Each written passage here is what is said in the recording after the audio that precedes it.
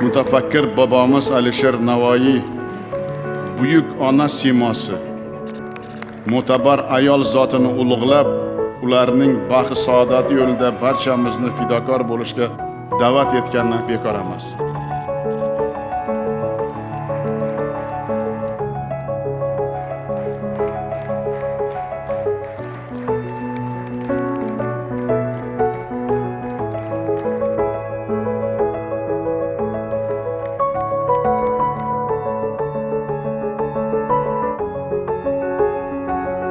Mehr-oqibat, oliyjanoblik, muhabbat va sadoqat kabi yuksak insoniy qadriyatlarni kamol toptirishda, oila qo'rg'onini mustahkamlashda sizlarning xizmatingizni hech narsa bilan qiyoslab bo'lmaydi.